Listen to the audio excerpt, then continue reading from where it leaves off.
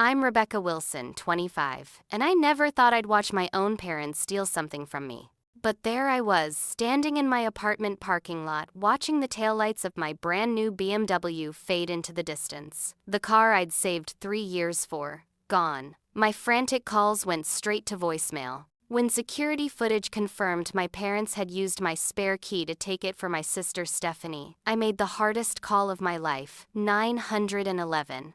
Before I dive into this nightmare, drop a comment letting me know where you're watching from. Hit that subscribe button if you've ever had to make a tough decision to stand up for yourself. Trust me, this family drama gets intense. To understand why my parents stealing my car wasn't just theft, but the final straw in a lifetime pattern, I need to take you back to my childhood in Brookline, a middle-class suburb of Boston. From the moment my sister Stephanie was born when I was 3, it was clear she was the golden child. While my childhood photos show me in practical hand-me-downs, Stephanie's closet was filled with brand new designer outfits. When I played recreational soccer, my parents complained about the $50 registration fee. When Stephanie wanted horseback riding lessons at $200 per week, they found the money without hesitation. Stephanie is more sensitive, my mother would explain when I questioned the disparity. You're stronger, Rebecca. You can handle disappointment better. This pattern continued through our education. I worked 20 hours weekly at a local coffee shop during high school, while maintaining my GPA. Stephanie was told to focus on her studies and given an allowance that exceeded my paychecks. When college acceptance letters arrived, my parents made it clear I would need scholarships and loans while they had been saving for Stephanie's education. You're so responsible with money, Rebecca, my father said, as if my financial independence was a personality trait rather than a necessity they had forced upon me. I graduated from Boston University with an accounting degree and $40 0 student debt. Meanwhile, Stephanie attended NYU, fully funded by our parents, only to drop out after switching majors 3 times. She returned home where my parents welcomed her back rent-free, while I worked 2 jobs to afford a tiny apartment with a roommate. After securing a position at Walsh & Partners, a mid-size accounting firm, I created a strict budget. I brought lunch from home, limited myself to 1 streaming service, and picked up weekend bookkeeping for small businesses. Every dollar had a purpose, paying down my student loans and saving for my dream car. For 3 years, I watched my savings account grow slowly but steadily.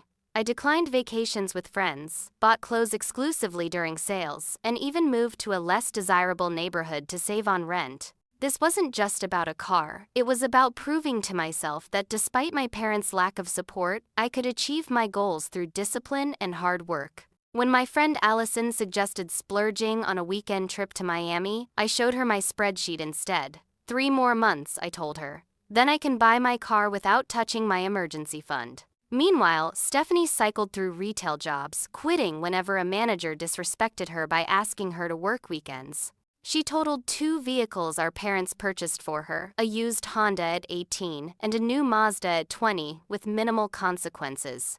Accidents happen, my mother said after the second crash. Insurance will cover it.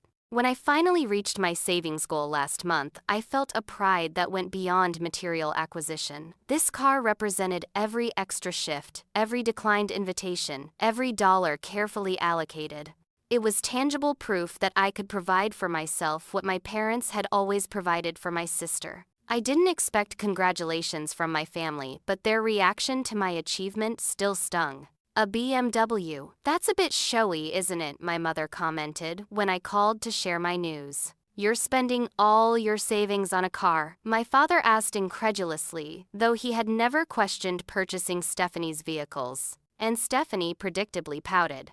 Must be nice to have money to waste, she texted after seeing my social media post. Some of us are struggling just to get by. The irony of her statement, given that she lived rent-free with our parents and received a generous allowance at age 22, was apparently lost on her. Despite their reactions, I proceeded with my purchase. This car represented my independence and my break from the family pattern of Stephanie always coming first. I never imagined that independence would be challenged so directly, so soon. The day I bought my BMW 3 Series was the culmination of 156 weeks of disciplined saving. I had researched for months, comparing models, reading reviews, and calculating maintenance costs. I chose space gray metallic with black interior professional, without being flashy luxury, without ostentation. I'll never forget walking into the dealership with my pre-approval in hand. The salesperson, Dave, initially directed his comments to an invisible male presence beside me, until I made it clear I was the sole decision maker. "I'm purchasing this vehicle myself," I stated firmly when he asked if my husband or father would be joining us. "I've been saving for 3 years, and I know exactly what I want." His demeanor shifted quickly, and I felt a small victory in that moment, one of many I would experience that day. After test driving the car one final time, I sat in the finance office signing papers. Each signature represented a promise to myself that I deserved nice things, that my hard work mattered, that I could provide for myself what had always been freely given to my sister. When Dave handed me the keys, a sleek BMW key fob on a dealership keychain, I nearly cried. "Congratulations, Miss Wilson," he said. "You've earned this." The drive home was exhilarating. The leather seat adjusted perfectly to my body, the steering responsive to my touch. At stoplights, I ran my hands over the dashboard, still unable to believe this vehicle belonged to me. I connected my phone to the Bluetooth system and played Independent Women by Destiny's Child at full volume, singing along shamelessly. My first call was to Allison.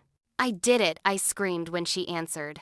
"Park that baby outside my apartment right now," she commanded. "We're celebrating." I pulled into her complex 30 minutes later, honking twice to announce my arrival. Allison burst through her front door holding 2 champagne flutes and a bottle of Prosecco she'd been saving for this occasion. "To Rebecca," she toasted after we'd settled on her balcony overlooking my new car, "who showed us all what happens when you set a goal and refuse to give up." We took dozens of photos with my new car, me behind the wheel, both of us sitting on the hood, carefully close-ups of the BMW emblem. I posted 3 to Instagram with the caption, "3 years of sacrifices, hundreds of extra hours worked, and thousands of dollars saved. Meet the newest member of the family. Number hard work pays off. Number dream car. Number finally." The comments flooded in immediately. "Girl, yes, so proud of you. That color is perfect on you. You deserve this and more." Except for Stephanie's passive-aggressive comment, "Wow, must be nice to have money to burn while some people can't even afford basic necessities." This from the girl whose basic necessities included weekly salon appointments funded by our parents. I ignored her comment and continued celebrating. Allison and I ordered takeout from my favorite sushi restaurant, another small indulgence I rarely allowed myself, and made plans for a weekend road trip to Cape Cod. "First trip in the new whip," Allison declared. "We'll split gas and I'll cover the Airbnb since you're providing the luxury transportation." The following morning at work, my colleagues gathered around my cubicle to congratulate me. "I saw your post," said Michael, from tax preparation. "That's a serious achievement." "Thank you," I replied, unable to stop smiling. "It still doesn't feel real." Even my boss, Jennifer, stopped by my desk around lunchtime. "Rebecca, I just want to say I'm impressed," she said quietly. "Most people your age would finance a vehicle like that and end up underwater within a year. The discipline you've shown speaks volumes about your character." Her words meant more than she could know. While my parents had dismissed my achievement, my professional mentor recognized the values behind it. That evening, I took a sunset drive along the harbor, windows down, and music playing softly. The fading light gleamed on the hood of my car as I followed the curving shoreline. For the first time in years, I felt completely at peace, proud of what I had accomplished, and excited for the future I was building. When I returned to my apartment complex, I parked carefully in my assigned spot, making sure to leave ample space on either side to prevent door dings. I activated the alarm system, ran my hand along the smooth curve of the door one last time, and headed inside. I had no idea that in less than 12 hours, my achievement would be stolen from me by the people who should have been proudest of all. I woke up Wednesday morning feeling like a kid on Christmas. The reality of car ownership was still fresh enough that my first conscious thought was, I get to drive my BMW to work today. I even set my alarm 15 minutes earlier than usual, wanting to enjoy every second of my commute. My morning routine had an extra bounce to it. I selected my outfit with particular care, a charcoal pencil, skirt, and cream blouse that complemented my car's interior. I even wore my good heels, the ones usually reserved for client meetings. Today wasn't just another work day. It was my first full day as a BMW owner. After applying my makeup and gathering my belongings, I locked my apartment and headed downstairs, coffee tumbler in hand and a playlist of power anthems queued up on my phone. The April morning was crisp and sunny, perfect driving weather. When I stepped into the parking lot, my brain didn't immediately process what my eyes were seeing. I stood frozen, staring at the empty space where my BMW had been parked just 8 hours earlier. The space where I had carefully positioned it between the white lines, away from cart returns and high-traffic areas. "No, no, no," I whispered, spinning in a circle as if my car might materialize elsewhere in the lot. Perhaps I had parked in a different section, sleepwalked and moved it, but deep down I knew. My car was gone. Panic surged through me as I fumbled for my phone, hands shaking so badly I mistyped my passcode twice. Was it stolen towed? Had I somehow violated a parking regulation I wasn't aware of? My first call was to the apartment complex's security office. "This is Rebecca Wilson in Unit 304. I said, my voice trembling. "My car is missing from its assigned spot. It's a gray BMW 3 Series brand new. I just bought it Monday." "Let me check if it was towed," the security guard replied. After a minute of keyboard clicking, he confirmed, "No towing activity reported in your section last night, Miss Wilson." "Do you have security cameras in the parking lot?" I asked, desperation rising in my throat. "Yes, ma'am. I can review the overnight footage if you'd like to come to the office." I practically ran to the security office located in the lobby of the main building. The guard, a middle-aged man named Ron, greeted me with concern. "Let's take a look," he said, pulling up the security feed. "What time did you park last night?" "Around 8:30, I replied, watching as he rewound the footage. There was my car sitting safely in its spot through the night. Nothing unusual until 6:42 a.m. when a familiar SUV pulled into the lot. My parents' Toyota Highlander. That's my parents' car," I stammered, leaning closer to the screen. Ron looked at me with confusion as we watched my father exit the SUV, walk directly to my BMW, and unlock it with a key. The spare key. The one I had given them for emergencies only when I moved to Boston.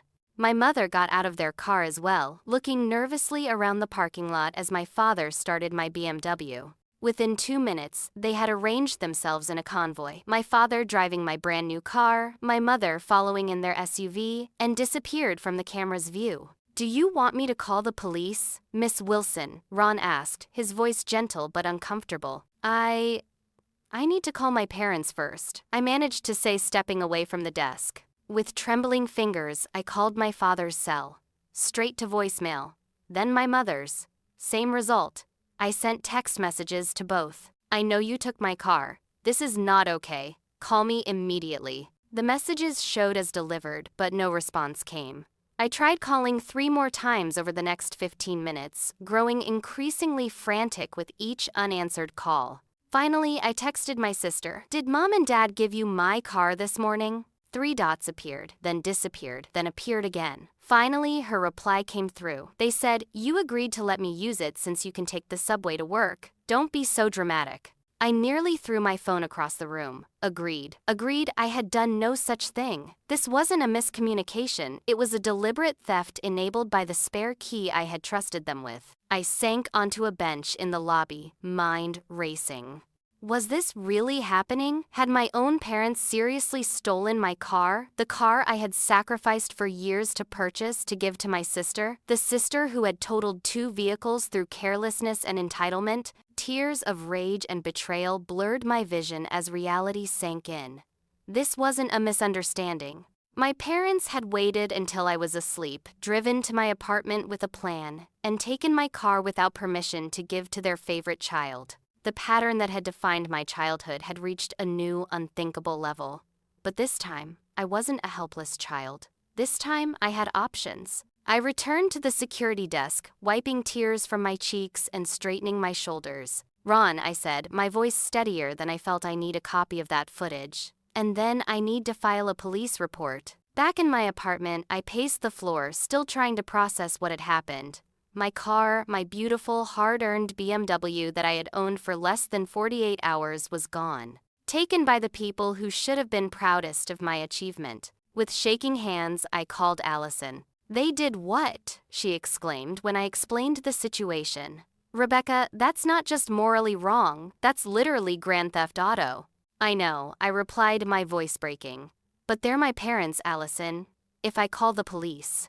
"If you don't call the police," she interrupted firmly, "you're telling them this behavior is acceptable. What will they take next? Your apartment, your savings, your self-respect." Her words hit me hard. This wasn't just about a car. It was about a lifetime pattern of my parents prioritizing Stephanie's desires over my basic rights. "But filing charges against my own family," I whispered. "Look," Allison said, her voice softening. "I understand the hesitation. But think about this logically. You have the paperwork showing you own that vehicle.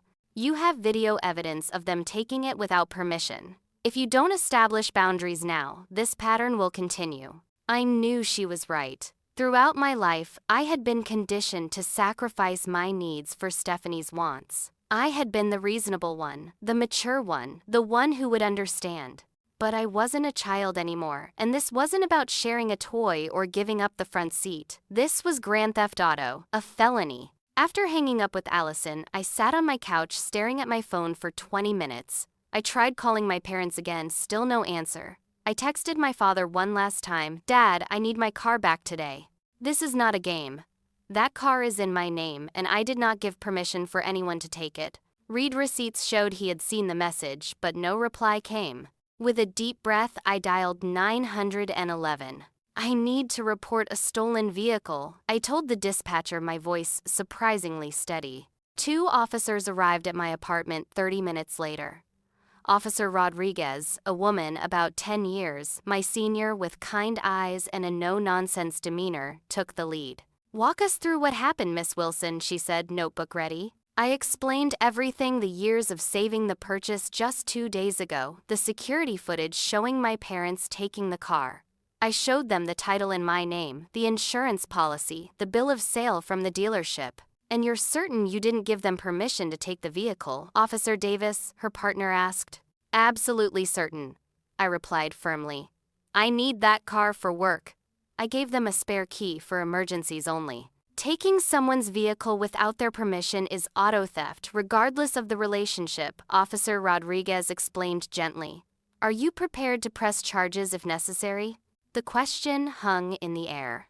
Was I really going to do this? File criminal charges against my own parents? I thought about every birthday when Stephanie's gifts outnumbered mine 3-1. Every school event my parents missed while attending Stephanie's performances. Every time I was told to be understanding when Stephanie took or damaged my belongings. Every sacrifice I had made to put myself through college and build my career without support. "Yes," I said finally. "I want my car back, and I want them to understand they can't keep treating me this way." The officers exchanged a glance I couldn't quite interpret. "We'll put out an alert for your vehicle," Officer Davis said. "But since you know who has it and where it likely is, we can also accompany you to the location to recover your property." "I have to get to work first," I said, glancing at the clock and realizing I was already an hour late. "My boss is understanding, but I can't miss the client meeting at 11. "We'll begin the investigation and be in touch," Officer Rodriguez assured me, handing me her card. "Call me directly when you're available to go to your parents' home." After they left, I called Allison again, this time asking for a ride to work. "I'm on my way," she said without hesitation. "And Rebecca, I'm proud of you. What you did took courage." When I arrived at the office, my coworkers immediately sensed something was wrong. My eyes were red from crying, my carefully chosen outfit now wrinkled from my breakdown in the parking lot. "Car trouble?" I explained vaguely when Michael asked if everything was okay. It wasn't a lie, technically. Jennifer, however, wasn't so easily dismissed. She called me into her office before the client meeting. "Rebecca, you're one of my most reliable team members," she said. "When you show up late and distracted, I know something significant must have happened. Is everything all right?" The genuine concern in her voice broke through my professional facade. Before I could stop myself, the whole story came tumbling out. Jennifer listened without interruption, her expression shifting from surprise to disbelief to outrage. "Take whatever time you need this afternoon," she said when I finished. "The Wilson account can be handled by Greg. Family theft is still theft, and you have every right to recover your property." Her validation meant everything. For so long, I had been made to feel that my feelings and boundaries didn't matter, that Stephanie's desires would always outweigh my needs. Having my boss, a woman I deeply respected, affirm that what happened to me was wrong strengthened my resolve. After the morning meetings, I called Officer Rodriguez and arranged to meet her and Officer Davis at my parents' home in Brookline at 2 p.m. As Allison drove me to the suburbs, anxiety twisted my stomach into knots. I was about to confront my parents with police present. There would be no going back from this moment. "You're doing the right thing," Allison reminded me, squeezing my hand at a red light. "Remember, they created this situation, not you." I nodded, trying to believe her words as we pulled onto the familiar street where I'd grown up, where my BMW now sat in the driveway, already displaying Stephanie's university parking permit on the windshield. The police cruiser was already parked outside my parents' colonial-style home when Allison and I arrived. Officer Rodriguez and Officer Davis stood waiting on the sidewalk, their expressions professional but sympathetic.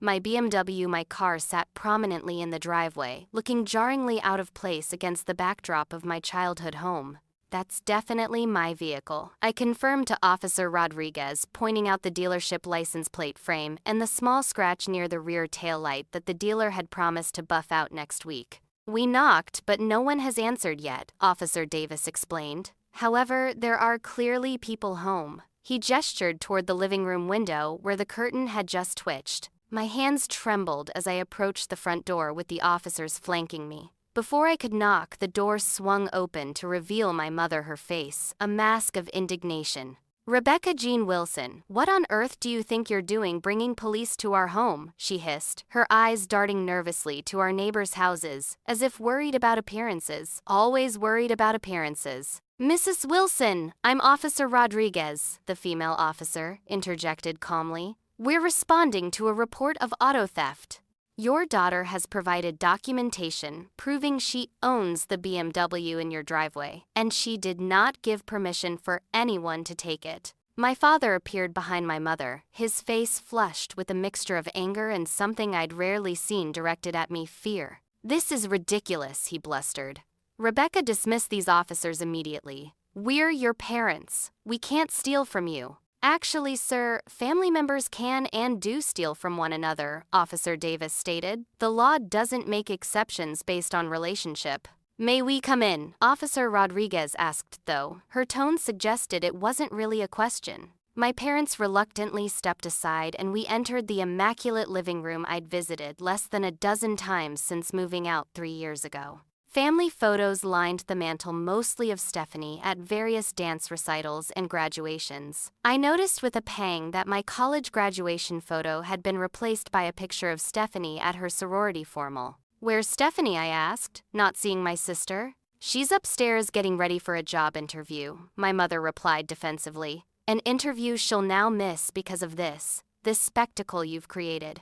An interview she was planning to drive to in my car, I shot back. "She needs a reliable vehicle for work, Rebecca," my father said, as if explaining something obvious to a child. "Your sister has been struggling to find employment for months. You know that. And that justifies stealing my car. How exactly?" "We didn't steal anything," my mother insisted. "We were going to call you today to explain. Stephanie's car is in the shop again, and she can't keep missing opportunities because of transportation issues. You can take the T to your office downtown. Your sister doesn't have that option for suburban interviews. So you took my car without asking, using a spare key I gave you for emergencies." "We knew you wouldn't understand," my father said dismissively. "You've always been selfish about your things, even as a child." The casual cruelty of his statement stunned me into momentary silence. Selfish, for expecting basic ownership rights over a vehicle I had sacrificed for years to purchase. "Mr. and Mrs. Wilson," Officer Rodriguez interrupted, "the facts are straightforward here. The BMW is registered to Rebecca. She did not give permission for anyone else to use it. Taking a vehicle without the owner's consent is auto theft under Massachusetts law. This is absurd, my mother sputtered. We're her parents. Just then, Stephanie descended the staircase dressed in a business suit with her hair perfectly styled. She froze when she saw the police officers, then shot me a venomous glare. Really, Rebecca, you called the cops on Mom and Dad because they let me borrow your precious car. They didn't let you borrow anything, Stephanie, I said, fighting to keep my voice level. They stole my car to give to you. A car I worked 3 years to save for. God, you're so dramatic, she sneered. Some of us have actual problems, like trying to start our careers. Not all of us had your advantages. I nearly choked on the irony. What advantages? The advantage of working through college while you had everything paid for. The advantage of receiving no help with tuition while you got a free ride. The advantage of buying my own car while you had 2 vehicles purchased. For you, both of which you totaled. Ladies Officer Davis intervened. This family dispute isn't relevant to the immediate issue. Rebecca has reported her vehicle stolen, and we're here to recover it. What happens now? My father demanded. Rebecca has 2 options, Officer Rodriguez explained. She can recover her vehicle without pressing charges, or she can pursue criminal charges for auto theft. My parents and sisters stared at me in collective disbelief, as if they couldn't comprehend that there might be consequences for their actions. You wouldn't dare, my mother whispered. In that moment, looking at their faces, not concerned about hurting me, but worried only about themselves, something hardened inside me. A lifetime of putting my feelings last, of making excuses for their favoritism, of accepting less than I deserved, crystallized into resolve. I want my keys, I said quietly. Rebecca, be reasonable, my father began. I want my keys, I repeated, louder this time. Now. If you pursue this, you're no longer welcome in this family, my mother threatened, her voice trembling with anger. Officer Rodriguez stepped forward. Mrs. Wilson, I strongly advise against making threats in front of law enforcement. It could be construed as obstruction. My father disappeared into the kitchen and returned with my BMW key fob, practically throwing it at me. Take your precious car, he spat. I hope it's worth destroying your family over.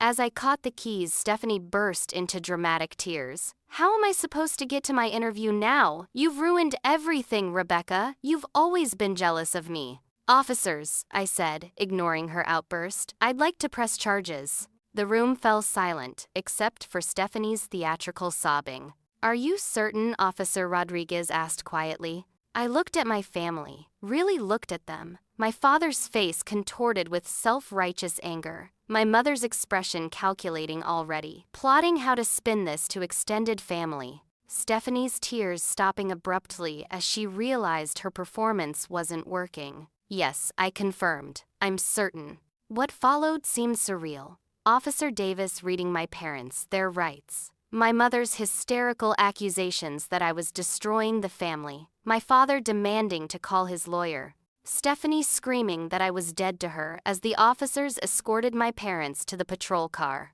Neighbors peered from behind curtains as my parents, still protesting their innocence, were handcuffed and placed in the back of the police cruiser. Mrs. Abernathy, who had lived next door my entire life, stood openly on her porch, mouth agape at the scene. You okay to drive? Allison asked softly as the police car pulled away. I nodded, clutching my recovered key fob so tightly it left imprints in my palm. The drive back to my apartment was silent. The new car smell I had so joyfully inhaled yesterday now mingled with my sister's overpowering perfume. The seat position had been changed, the radio preset to stations I never listened to, crumbs from what looked like a breakfast sandwich scattered on the passenger seat. They had owned my car for less than 8 hours, and already treated it with the same careless entitlement they'd shown toward me my entire life. As I pulled into my apartment complex parking space, the victory I should have felt was hollow. I had recovered my property and finally stood up to my family, but the cost was becoming clear. I was now, for all intents and purposes, alone. The charges against my parents' unauthorized use of a motor vehicle and larceny over $1,200 were barely processed before my phone began exploding with messages and calls from extended family members. News travels fast when it involves handcuffs and a police cruiser on a quiet suburban street. Aunt Linda was the first to call, her voice sharp with disapproval. "Rebecca, what were you thinking, having your own parents arrested over a car?" "It wasn't just a car, Aunt Linda," I tried to explain. "It was about—" "Your mother is absolutely devastated," she interrupted. "Your father had to post bail, Rebecca.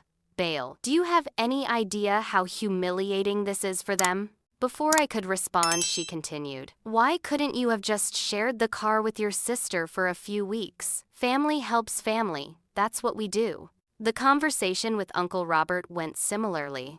"Your parents have given you everything, Rebecca," he lectured, conveniently forgetting the reality of my upbringing. "And this is how you repay them, by having them arrested like common criminals." "They stole my car," I repeated for what felt like the 100th time. "A car I worked 3 years to save for."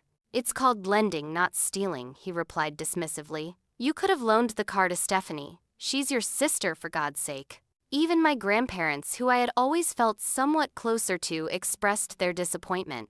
"We raised your father to believe in family first," Grandma Wilson said during our brief, tense call. "I don't recognize the granddaughter who would call the police on her own parents." "Would you recognize the granddaughter whose property was taken without permission?" I countered, my patience wearing thin. "The one whose parents have consistently favored her sister her entire life." "Every child feels their siblings get preferential treatment at times," she replied, brushing aside my lifetime of experiences in a single sentence. "But we don't involve law enforcement in family disagreements." By Sunday evening, 3 days after the incident, I had been effectively tried and convicted in the court of family opinion. The narrative had been established. I was selfish, materialistic, and cruel, willing to destroy my family over just a car. My social media accounts became battlegrounds. Stephanie posted a tearful selfie with the caption, "When someone you trust betrays you and tears your family apart. Some people care more about possessions than people. Number heartbroken, number family first." The post received dozens of sympathetic comments, including several from mutual friends who knew both sides of the story, or should have. "Stay strong, Steph. Some people just don't understand what really matters in life. Can't believe anyone would do this to their own family. Sending love. Material things can be replaced, but family is forever. So disappointed." I stared at these comments in disbelief, recognizing names of people who had congratulated me on my car purchase just days earlier. Not everyone abandoned me, though. Allison remained fiercely loyal, commenting directly on Stephanie's post. "Interesting how you leave out the part where your parents stole Rebecca's car that she saved 3 years for. Actions have consequences. Number twisting the narrative. Number theft is theft." Her comment was quickly deleted, but the small act of public support meant everything. My cousin James, Uncle Robert's son, called me privately on Sunday night. "For what it's worth," he said quietly, "I think you did the right thing. My dad's always enabled Aunt Carol and Uncle David's treatment of you. Remember when they gave Stephanie your college fund because she needed to study abroad?" The memory stung.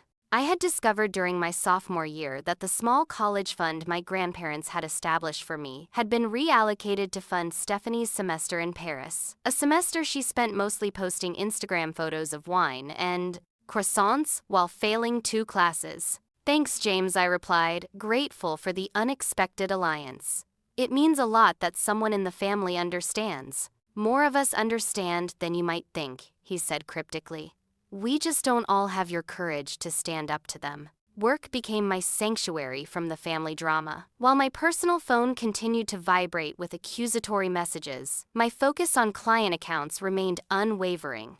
Jennifer, true to her word, had given me space to handle my situation without penalizing my career. "The Wilson account quarterly review looks excellent," she noted during our Monday meeting, referring to my work rather than my family name. "Your attention to detail is exactly why I'm considering you for the junior partner track." Her subtle vote of confidence strengthened me for what came next. A formal meeting with the district attorney handling my parents' case. The reality of pressing criminal charges against my own family became increasingly concrete as I reviewed potential outcomes with a victim advocate named Marcus. Based on your parents' lack of prior criminal history, they'll likely be offered a plea deal, he explained in his windowless office. Probation, restitution of any damages to the vehicle, perhaps community service. They won't serve jail time, I asked, feeling conflicted relief. Unlikely for first-time offenders in a case where the property was recovered, he confirmed. But this will establish a legal record of the incident, which can be important if patterns of behavior continue. That same afternoon, I began therapy with Dr. Mitchell, a referral from the Victim Services Department. In her softly lit office, I finally allowed myself to cry, really cry, for the first time since the theft. What you're describing, she said after I recounted my family history, sounds like a lifetime of emotional neglect combined with clear favoritism toward your sister. Your parents established a dynamic where your needs were consistently sacrificed for Stephanie's wants. They always made me feel like I was wrong for being upset about it, I admitted. Like I was the problem for not happily giving up whatever Stephanie desired. That's called gaslighting, Dr. Mitchell explained gently. Manipulating someone into questioning their own reality or feelings. Your anger and hurt are completely valid responses to years of inequitable treatment. Over the next few weeks, as legal proceedings moved forward at a glacial pace, I worked with Dr. Mitchell on establishing healthier boundaries.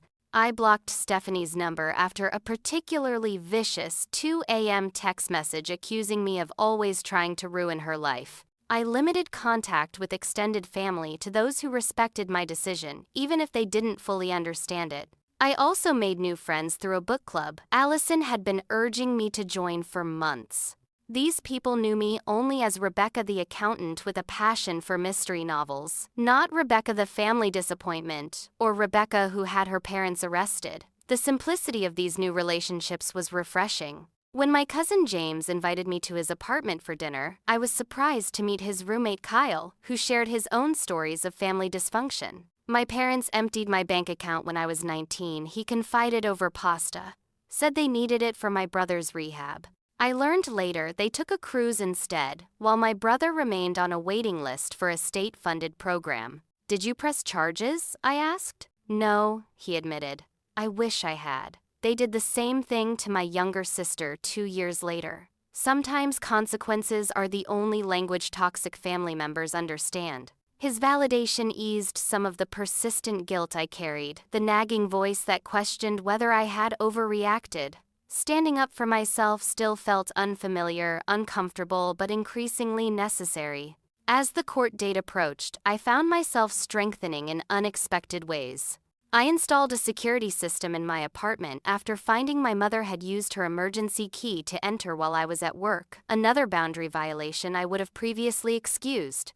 I moved my BMW to a secured garage with access limited to keycard holders. I changed my emergency contact at work from my parents to Allison. Small steps toward independence, each one reinforcing that I deserved basic respect and security, even from family, especially from family. When Dr. Mitchell asked during our 4th session what I hoped to achieve through the legal process, I surprised myself with my answer. I don't want punishment, I realized. I want recognition. I want them to acknowledge what they did was wrong, not just legally, but morally. I want them to see me as a person with rights and feelings, not just as an extension of themselves or a resource for Stephanie. And if they can't give you that recognition, she asked. The question hung in the air between us, pointing toward a possibility I had never allowed myself to consider, that my parents might be constitutionally incapable of seeing me as I truly was. That no boundary, no consequence, no amount of therapy might ever change the dynamic established since childhood. Then I'll have to find a way to give that recognition to myself. I finally answered, feeling the weight and truth of the words as they left my mouth. I was learning painfully, but certainly that family isn't always who you're born to. Sometimes it's who you choose, and who chooses you in return. The Massachusetts judicial system moves with deliberate slowness, especially for nonviolent offenses. While my car had been recovered and my parents released on bail within hours of their arrest, the legal aftermath stretched over weeks that turned into months. 2 weeks after the incident, I met with Assistant District Attorney Elena Gonzalez, a no-nonsense woman with rectangular glasses and an impressive command of state property laws. Based on the evidence, the security footage, your clear ownership documentation, and their admission to taking the vehicle without permission, we have a strong case, she explained, organizing papers in a manila folder labeled with my case number. However, given their lack of criminal history and their relationship to you, we're offering a plea agreement. What does that entail? I asked, feeling strangely detached as we discussed my parents' legal fate. 12 months probation, 40 hours of community service each, and restitution for any damages to the vehicle, including depreciation value, ADA Gonzalez detailed.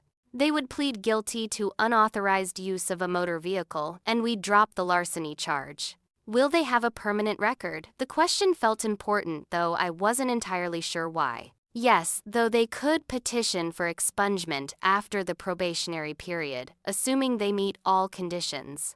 I nodded, processing this information. And if they don't accept the plea? Ada Gonzalez removed her glasses, her expression softening slightly. Then we go to trial, where they face potentially harsher penalties, including up to 2.5 years in jail and substantial fines. But I'll be honest with you, Miss Wilson, first-time offenders rarely serve jail time for property crimes, especially when family is involved. Her candor was refreshing after weeks of emotional manipulation from extended family members. Thank you for being straightforward with me, I said. Of course. And Miss Wilson, she added, as I gathered my belongings, you did nothing wrong by reporting this theft.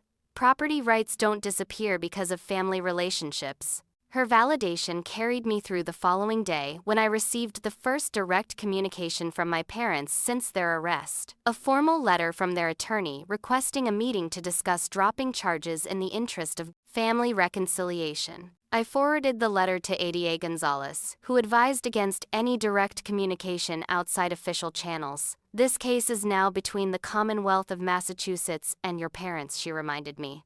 They're attempting to circumvent the legal process by appealing to your emotions. Meanwhile, my therapy sessions with Dr. Mitchell continued weekly. In her office, I began unpacking not just the car theft, but the lifetime of patterns that had led to it. I keep having this recurring dream, I confessed during one session.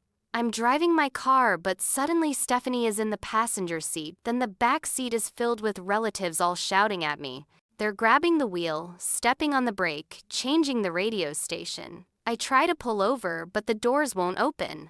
Dr. Mitchell nodded thoughtfully. That sounds like a pretty clear metaphor for how you've been feeling trying to establish independence while your family continues attempting to control your path. The thing is, I said hesitantly sometimes, I still wonder if I overreacted. If I should have just let them take the car. Would that have solved the underlying issue? I considered this. No. They would have seen it as permission to continue disregarding my boundaries. And Stephanie would have eventually damaged or destroyed the car like she did with her others. Exactly, Dr. Mitchell affirmed. This isn't really about the car. It's about recognizing a pattern of behavior where your autonomy has been consistently violated and choosing to break that pattern. Outside of therapy, I found unexpected support through an online forum for adult children of emotionally immature parents.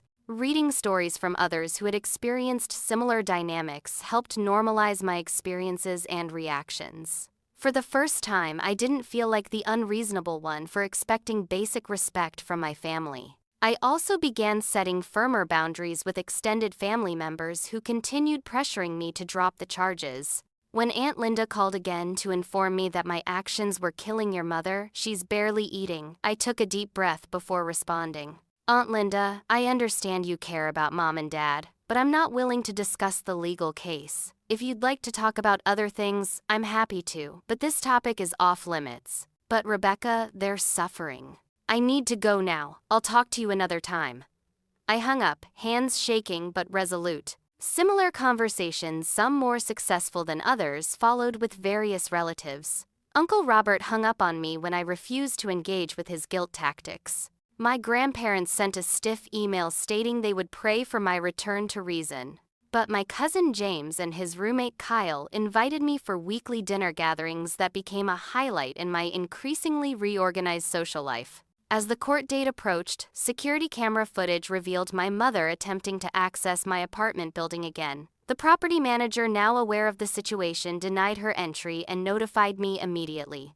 "We've flagged your unit for special security protocols," he assured me. "No one gets access without direct verification from you, regardless of their claims." I thanked him, then called my locksmith to change my locks, something I should have done immediately after the car theft. The apartment felt more securely mine afterward, a sanctuary where boundaries were respected. At work, I channeled my emotional turbulence into professional focus. I stayed late reviewing client portfolios, volunteered for additional training in specialized tax regulations, and mentored a new hire named Zoe, who reminded me of myself 3 years earlier. Jennifer noticed these efforts. "The partner committee has been impressed with your performance this quarter," she mentioned during our monthly check-in, "particularly given the personal challenges you've been navigating." "Thank you," I replied, genuinely touched by her acknowledgement. "Work has been stabilizing, actually. Sometimes the structures we can control become anchors, when other aspects of life are in flux," she observed wisely.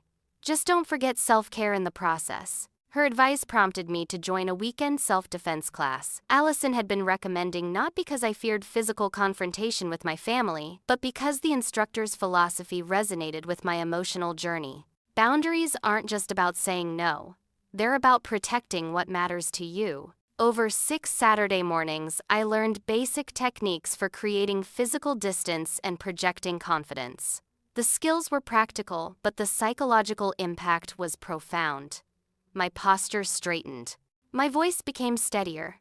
I found myself making decisions more confidently, both at work and in personal matters. The morning I completed my victim impact statement for court was particularly significant. For hours, I struggled to articulate the effect my parents' actions had on me, not just the car theft, but the lifetime of favoritism and dismissal that preceded it. Finally, the words flowed. "This case involves more than unauthorized use of a vehicle. It represents a pattern of behavior where my boundaries, efforts, and personhood have been consistently disregarded in favor of my sister's desires. The theft of my car, purchased through years of personal sacrifice, was a physical manifestation of the emotional theft I've experienced throughout my life. The theft of equal treatment, of parental support, of basic respect for my property and person. I do not seek this legal action out of vengeance or materialism, but from the recognition that healthy relationships require boundaries, and boundaries require consequences when violated. I am not asking the court to repair my family relationships. That responsibility lies elsewhere. I am asking for recognition that my rights matter, that my property matters, and that my dignity as an individual deserves protection under the law. I read the statement to Dr. Mitchell during our next session, my voice cracking toward the end. "This is powerful, Rebecca," she said when I finished. "You've articulated not just what happened, but why it matters. That's tremendously important for your healing process." As May turned to June and the court date loomed closer, I found myself less consumed by anxiety and more focused on building the life I wanted moving forward.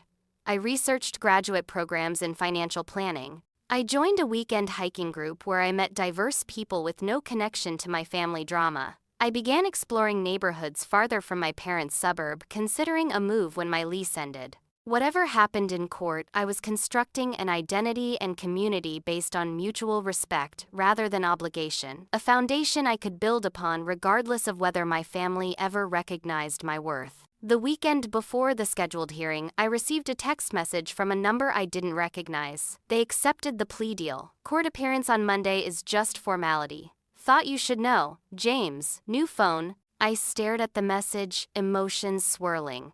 My parents had accepted legal responsibility for their actions. Whether they truly understood the deeper issues remained to be seen, but this small acknowledgement of wrongdoing felt like the first crack in a lifetime of gaslighting. That night, I drove my BMW, now fully mine in every sense, to the oceanfront, parked at a scenic overlook, and watched waves crash against the shore in the darkness. The rhythmic sound washed over me as I contemplated the journey ahead, a court appearance, potential family estrangement, and the continuing work of building a life defined by my own values rather than others' expectations. The path wouldn't be easy, but for the first time it felt authentically mine. Monday morning dawned clear and unseasonably warm for early June in Boston. I woke before my alarm, having slept fitfully despite taking Dr. Mitchell's suggested melatonin supplement. Today, I would face my parents in court for the first time since their arrest nearly 2 months ago. I dressed with deliberate care in a charcoal gray pantsuit, white blouse, and minimal jewelry, professional, without being showy, authoritative, without aggression. My appearance was one of the few aspects of the day I could control, and I needed that small certainty. Allison arrived at 8:15 to drive me to the courthouse, a gesture of solidarity I hadn't requested but deeply appreciated. "You look like a boss," she declared approvingly when I opened the door. "How are you feeling?" "Nervous, resolved, sad." I attempted a smile that didn't quite reach my eyes. "All of the above." She squeezed my hand. "All valid. Remember, you're just there to witness justice being served. The hard part, making the decision to press charges, is already behind you." The Suffolk County Courthouse loomed large as we approached its stone facade, imposing against the morning sky. My heels clicked rhythmically on the marble floor of the lobby as we followed signs to courtroom 4B, where misdemeanor cases were being heard. Ada Gonzalez intercepted us in the hallway, her burgundy blazer and confident stride a comforting sight. "Miss Wilson, good morning," she greeted me, extending her hand. "As you may have heard, your parents have accepted the plea agreement. Today's appearance is primarily procedural. They'll formally enter their guilty pleas, the judge will review and likely accept our sentencing recommendation, and that will conclude the criminal aspect of this case." "Will I need to speak?" I asked, clutching my victim impact statement in my purse. "You have the right to address the court if you wish," she confirmed. "But it's entirely optional since we've reached a plea agreement. The statement you provided me will be entered into the record regardless." We entered the courtroom at 9:05, finding seats in the gallery behind the prosecution table. The room was less dramatic than television had led me to expect. No towering judge's bench or ornate woodwork, just practical institutional furniture and fluorescent lighting that emphasized everyone's fatigue. At 9:17, my parents entered with their attorney, a silver-haired man named Lawrence Greenberg, whom I recognized from country club fundraisers in my childhood. My mother looked thinner than I remembered her normally, perfect hair lacking its usual bounce. My father's shoulders slumped uncharacteristically beneath his navy suit. They scanned the room, inevitably finding me in the small gallery. My mother's expression crumpled momentarily before she composed herself. My father's jaw tightened, his eyes communicating a mixture of anger and something I hadn't often seen directed at me, fear. I held their gaze steadily, neither glaring nor looking away. This moment had been inevitable from the second they took my car. They had simply refused to believe consequences would follow. "Where's Stephanie?" Allison whispered, noticing my sister's absence. "Probably couldn't face the reality of not being the center of attention," I murmured, back then immediately regretted the uncharacteristic bitterness. Or maybe she had work. I amended, though we both knew Stephanie's employment history made this unlikely. "All rise," the court officer announced as Judge Eleanor Walsh entered, a diminutive woman whose authoritative presence belied her small stature. The proceedings moved swiftly after that. 2 DUI cases were heard before my parents' case was called.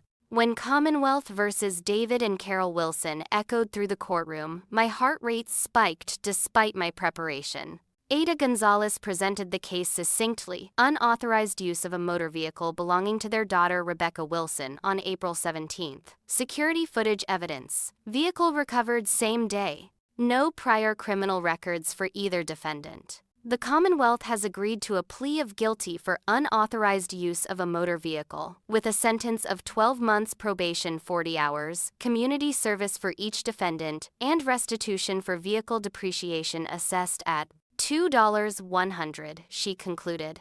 Mr. Greenberg confirmed the defendant's acceptance of this arrangement, then added, "Your Honor, my clients wish to emphasize their regret for this unfortunate family misunderstanding and their desire for reconciliation with their daughter." I stiffened at the characterization. Misunderstanding, as if they had accidentally taken my car rather than deliberately stolen it. Judge Walsh turned her attention to my parents.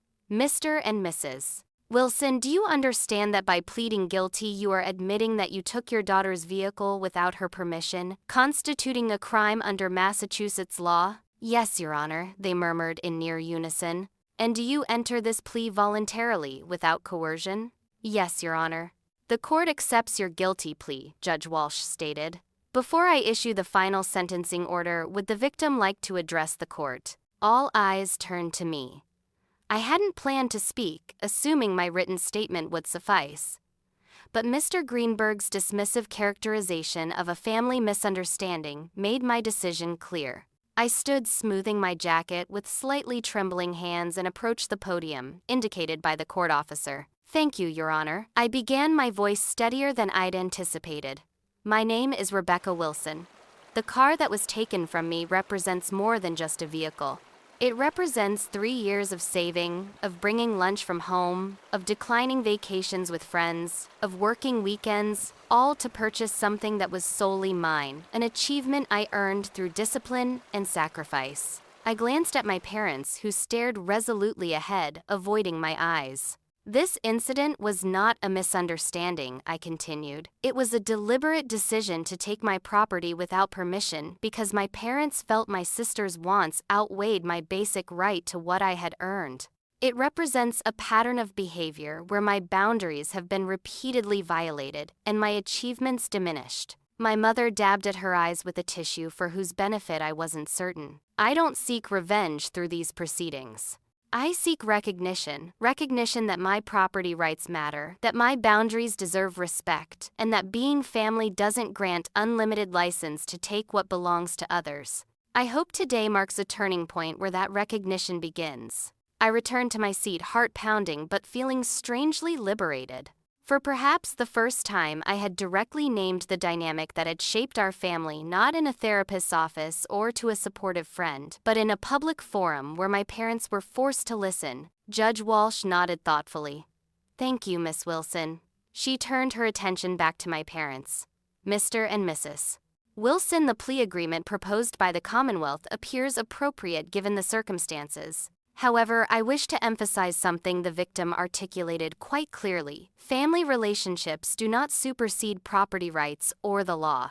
The fact that the victim is your daughter does not mitigate your actions. If anything, it aggravates them by violating the trust inherent in parent-child relationships. My father shifted uncomfortably as she continued. I hereby sentence you each to 12 months of supervised probation, 40 hours of community service, and joint restitution of $2,100 to be paid to Rebecca Wilson within 30 days. Additionally, I'm adding a no-contact order for the duration of your probation, accepting court-approved mediation sessions should all parties desire reconciliation. The no-contact order was unexpected, a protective measure I hadn't requested but felt immediate relief upon hearing. This case is adjourned, Judge Walsh concluded, striking her gavel with finality. As my parents conferred with their attorney, Ada Gonzalez approached me. The no-contact order can be modified if you wish to attempt family counseling, she explained quietly. Judge Walsh added it as a protective measure, but you have input regarding its terms.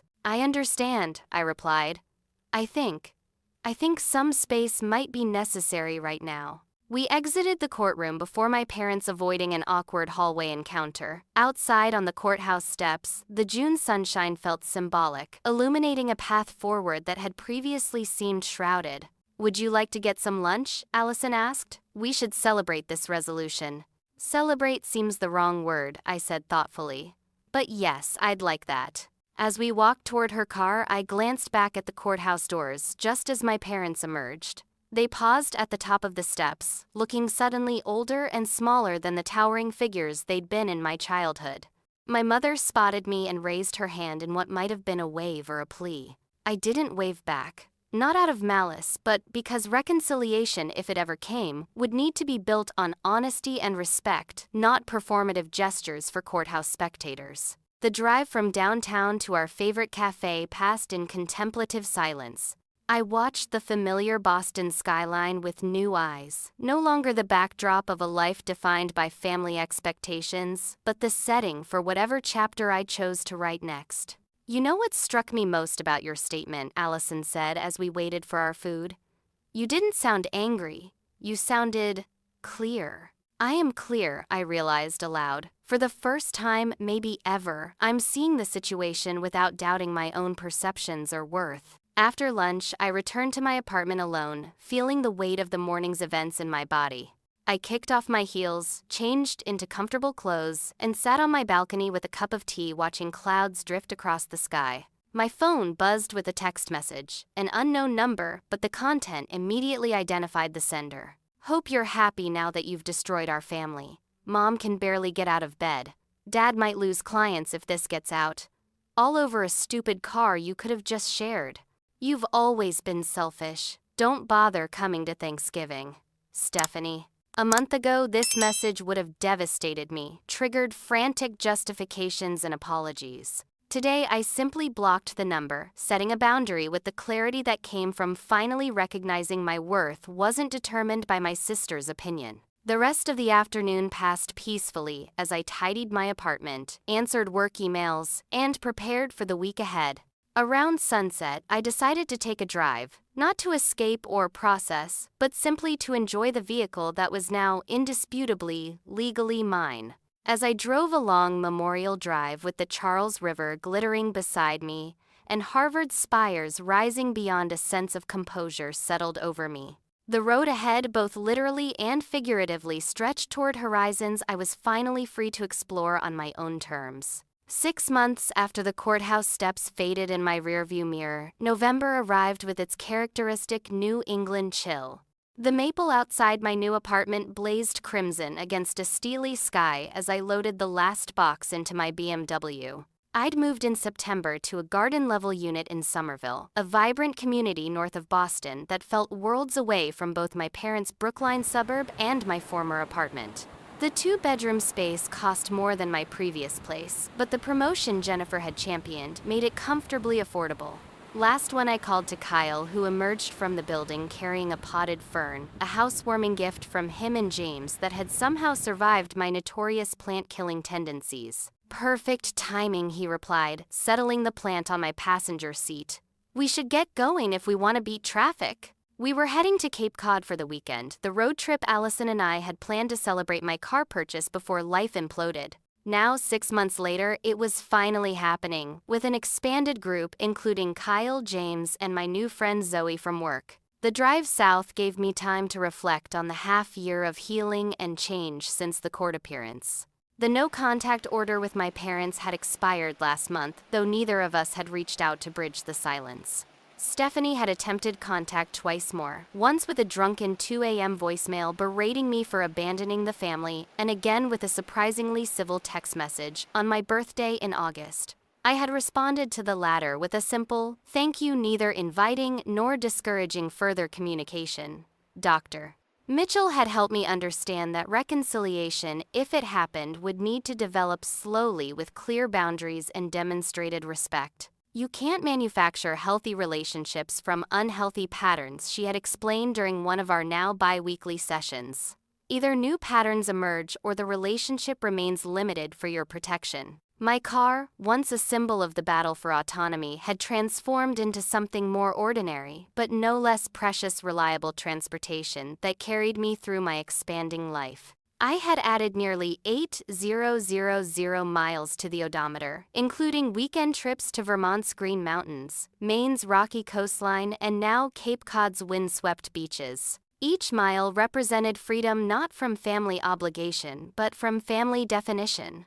I was becoming a person shaped by my own choices rather than reactions to others' expectations. At work, my trajectory continued upward.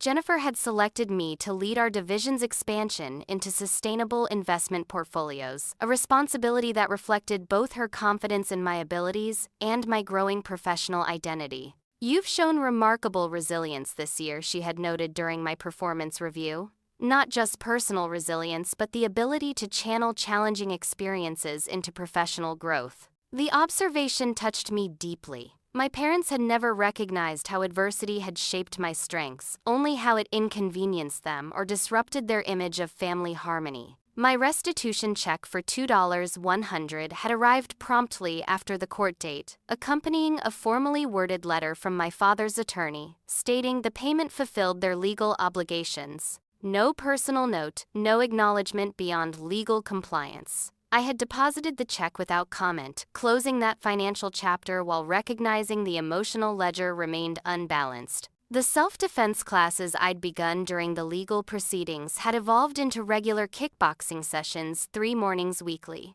The physical discipline complemented my emotional work with Dr. Mitchell, giving me a constructive outlet for residual anger and reinforcing my growing confidence.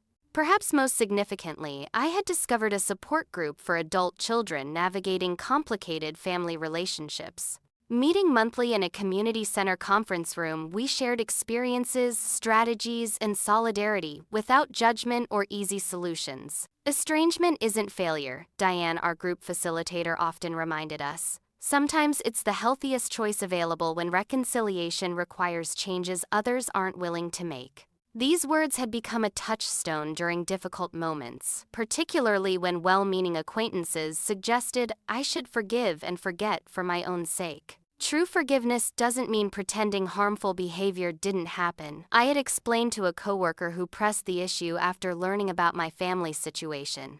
It means acknowledging the harm, setting boundaries to prevent future damage, and then deciding how to move forward with that reality. The coworker had seemed unsatisfied with this nuanced view, preferring the Hallmark card version, where forgiveness magically healed all wounds without requiring change from those who inflicted them. But I had grown comfortable with others' discomfort around my boundaries, another unexpected benefit of therapy. Kyle's voice pulled me from my reflections as we crossed the Sagamore Bridge onto Cape Cod. Almost there, he announced, pointing out landmarks from his childhood summer visits.